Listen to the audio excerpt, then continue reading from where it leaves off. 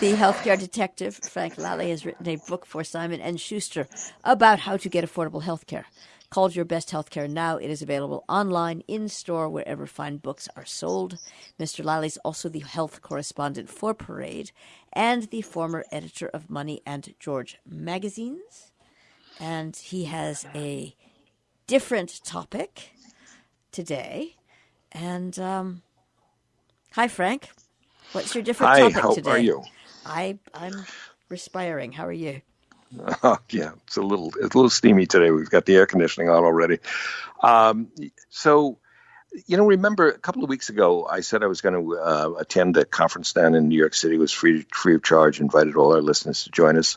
It was put on by the Alzheimer's Foundation, and it was a very good couple of days. And I said I'd come back with what I thought was the news of this disease, which is so prevalent. And the highlight of the convention for me was meeting the Germain family. They're a family from Long Island who actually got up on the stage, the husband, the wife, and the mother.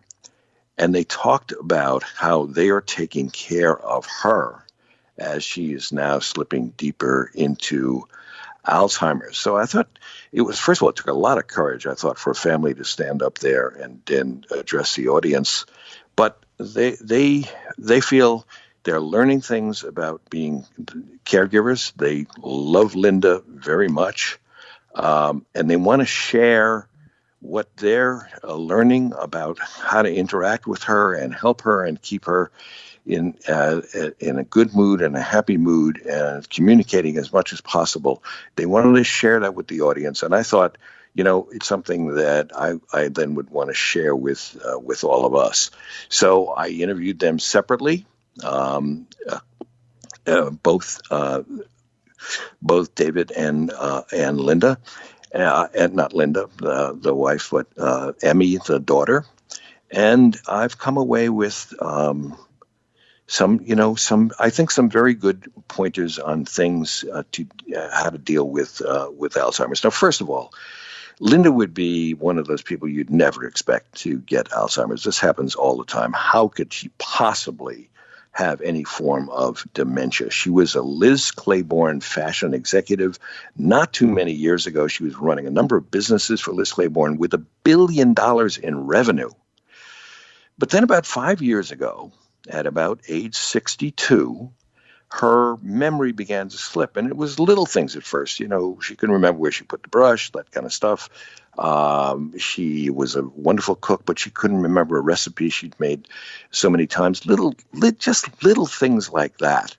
So it went on for a couple of years before people were able to really figure out that she was slipping into dementia, and that's sort of the umbrella description when the mind starts to fail into what then finally became diagnosed with Alzheimer's. But that was not until 2 years ago. They had gone to see the family doctor, and the doctor sent them on to a neurologist. The first neurologist didn't think there was anything really wrong. But a couple of months later, it became even more obvious. One of the things that happened in this period of sort of denial on both sides, the family doesn't want to think that their loved one is slipping. And certainly that person who's having trouble remembering doesn't want to think it's anything more serious than just a little bit of aging or I didn't get enough sleep last night. She tried to start a fire in the fireplace and didn't open the fireplace properly, in the house filled with smoke. I mean, dangerous things can happen in this period. And finally, the family realized, and this is what Emma, the daughter, said to me. She's now 25-year-old Tulane graduate. And she said to me, we finally realized that my mother's mind was leaving her body, which I thought was a very memorable way to say it. And so now they're devoted caregivers and they want to share what they've learned. So, Jill, I looked up the statistics on this. Do you have a grasp of how many people in this country have dementia? Do I have a grasp? I don't have an official grasp, but it is a vast, just from being a human being and knowing other people, I would be inclined to say it's a significantly higher percentage than your average man on the street, if you lined up 10 people, would say. Yes, I think so. So the numbers surprise me. It's about 50 million people with dementia. And that's the umbrella description. Yeah, okay. So it's 50 million people out of 330. There are about 10 million new cases each year. I mean, that's a big number. That was like an epidemic. About 70% of the people then become diagnosed with Alzheimer's itself, which is a specific disease within dementia. It's more women than men, and it comes when you age, as you age. So if you're over 71, 16% of women over 71 have some form of dementia, and more than 10% of men. So it's more prevalent among women, but those numbers are awfully high. So I know in our listening audience, there are many people today who are dealing with being a caregiver for a loved one and looking for all the help they can get. It's a progressive disease. It doesn't get better. There isn't a clinical trial that I know of that's actually even hopeful. There are no medicines out there that actually do any good. Forget the stuff that you see on TV about memory gains and all that jellyfish? stuff. All that stuff is largely baloney. So it's a cruel disease in that way, and it's progressive. So you move, and this is the way I think we should talk about it. It moves in stages. So it moves from denial to a kind of profound sadness for the whole family, and certainly including the Alzheimer patient. Then there's this moment where the family says, all right, we need to share this. That's always we need to share this with the outside world. It's always a very tricky situation because in many cases someone is working and they don't want to hurt their position at work, or even among their volunteering that they're doing with other people, or just their interactions with their neighbors. But sharing is very important. It's followed then by a kind of anger. Why us? Why us? And you can feel a lot of pity for yourself and for the victim too, but more for yourself. I'm afraid at the beginning, and then of course it is followed by an acceptance, and then there's another stage we'll talk about, which is where the caregivers realize that they need caregivers. Where in the best situation, and Germans described this beautifully, where they are supported by, in many cases, the friends of Linda at work. She boosted a lot of careers, and those people have come to rally around her and visit Linda and lift her spirits and lift David's spirits and lift Emma's as well. So there's caregivers needing caregiving. That's a very important stage. So okay, let's deal with denial as the beginning point. Denial, and this needs to be understood. Denial is a two-way street. It isn't just the family denying that their loved one is slipping profoundly. And unfortunately, the patient themselves does not want to admit that there's anything wrong. So you can have a protracted period of time where people are saying, "What's happening here?" And the person who's slipping is absolutely denying it, covering up, making excuses, and this can get dangerous because it can lead to people driving around and when they shouldn't be, and taking other actions that would be normally fine that just aren't because they need help. And this has happened. So David described to me he first experienced it with his father, and I think listeners will relate to this. He was driving along with his father, and all of a sudden his father couldn't give him decent directions. Turn left, turn right, turn around. Oh, gee, you got to make a U-turn. It just didn't make any sense. And David he lost his temper. And he said to his father, "What's wrong with you? Why can't you tell me the right way to do it? You've driven this 100 times." And he realized his father just went silent and just was just bent over with pain. And at that moment, he realized that his father wasn't understanding as well as he should. and that what David had said had hurt his father. And David said he just had a tremendous amount of guilt about that and feels it today. And Emma told, and it was a lesson for him that you never lash out to the person who is frustrating you. They're being frustrated themselves. It isn't them, it's the disease. And raising your voice to them or being angry at them is absolutely the wrong thing to do. You've got to understand that's not them, that's the disease, and you've got to begin to accept it and treat them the way you'd want to be treated.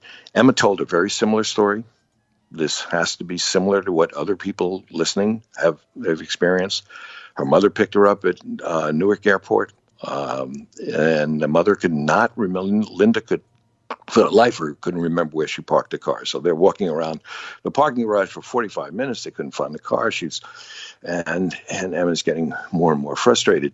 Then, in the car driving, Linda went back on her word. She had said Emma could do something, and now she couldn't remember giving Emma permission to do it. And Emma's saying, I told you about that, and you said it would be okay, and now you're telling me you don't remember. And finally, Emma just blurted out, why are you playing dumb? And as soon as she said it was the same kind of experience that David had with his father. Linda just shut down, went absolutely quiet. And Emma said she was just overwhelmed with this feeling of guilt. And she said to me, to this day, I just wish and I just pray that my mother does not remember me saying that to her. So here you are in denial, and the worst thing you can do in denial is to succumb to the frustration and to act out. Now, we had that experience with Carol's mother, my wife's mother, who had a very progressive form of Alzheimer's. She slipped all the way back into really infancy, in the final stages. But we didn't realize it at the beginning because she lived in Florida, down in Sarasota. We're up here. And we'd see her from time to time, but there were little things, and you could ignore them. She would be crossing out her return address on her envelopes and not using her Sarasota address and putting her old address in New Jersey. And then Carol would say, "Why are you doing that?" Gee, because she would realize, her mother would realize, oh, gee, that's unusual. I shouldn't be doing that. And she would say, oh, gee, I'm sorry. I didn't mean to do that. Well, comes this, Jill. Carol's mother's visiting us, and she disappeared. We have a guest room, and we went up in the guest room in the morning, and she was gone. She slept there that night, and she was gone in the morning. We went down to the doorman in our New York apartment, and the doorman said, "Oh yes, your mother left this morning. Early this morning, I heard her tell the taxi cab driver Newark Airport." Oh dear. Oh dear. So her mother had a credit card, and she also had her cat. She brought her cat with her in the little carrier, and she got into a cab and went to Newark Airport. It turns out she was trying to fly home back to Sarasota. This is what we gathered. At least she went. Yeah, Leah. No. I said at least someone heard her give the cab driver an instruction. Yes, we had a clue. Yes. Okay. She went to the airport, and there was no flight to Sarasota, so she flew to Miami. And when she got to Miami, she checked into a hotel, and she stayed through lunch. I think she had a shower, and she then got back into a cab, got back to the airport, and flew back to New York, flew back to Newark Airport. Now, Carol and her brother and I were really scared and nervous, and we're calling the airport and Newark Airport, and we've alerted them to watch out for a woman who's coming, and she's got a cat carrier. And at 3:00 in the morning, they found Carol's mother in Newark Airport with the cat, And when the security guards went up to her and said, oh, hello, how are you? What are you doing? And Carol's mother said, well, I'm here and I'm waiting for my family. They're going to pick me up any minute. And, that's more or less what happened.